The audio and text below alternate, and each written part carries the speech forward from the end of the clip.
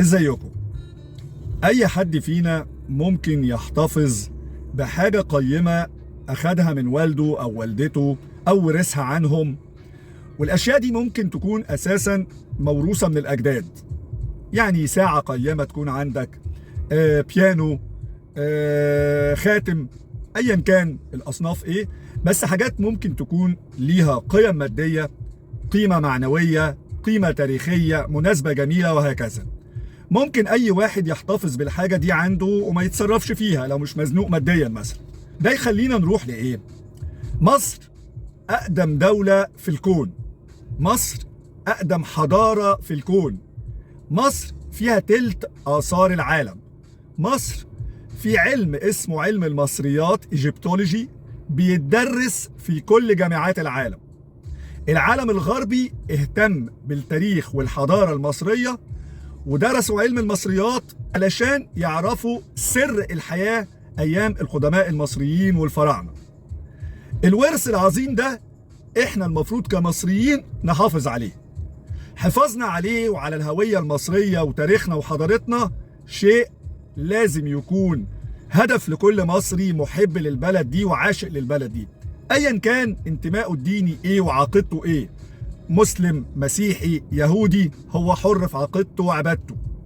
واختيارك لأي ديانة من الديانة السماوية ده قرارك وده عقيدتك، وربنا سبحانه وتعالى هيحاسبك عن أفعالك في الدنيا. مفيش أي تعارض خالص بين إنك تتدين بديانة معينة وبين إنك تحافظ وتحترم على حضارة مصر.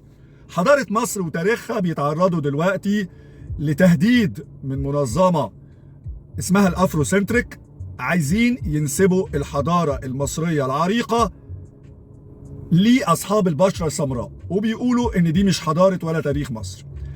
علشان كده انا ابتديت اعمل فيديوهات بسيطة اعرف الناس اللي عايزة تفهم وتعرف قيمة حضارة مصر وتاريخ مصر، وبتكلم على قد ما بقدر اقول المعلومات اللي بعرفها.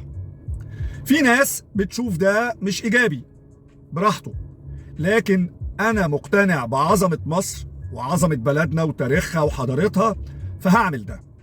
أي واحد متطرف الفكر يطلع يقول لك إن الحضارة بتاعت المصريين القدماء وتاريخهم تاريخ وثني وشرك بالله، ده ما تسمعوش، ده متطرف. مفيش أي تعارض بين الأديان السماوية وبين إنك تحافظ على تاريخك وحضارتك.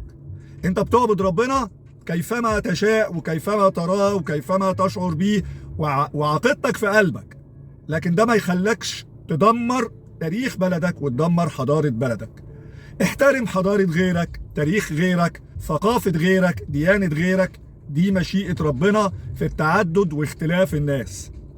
وفي النهاية العقل نعمة ربنا أكرمنا بيها وميزنا عن كل مخلوقاته بيها.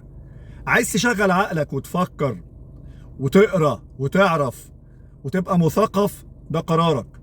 عايز تسيب نفسك لحد أقل منك معرفة وممكن يكون جاهل ومتطرف الفكر يركب دماغك ويلغي عقلك، برضو قرارك. بس ساعتها لو اتلغى عقلك ما تزعلش، لأنك مش هتبقى فارق عن الحيوان حاجة. أشوفكم على خير.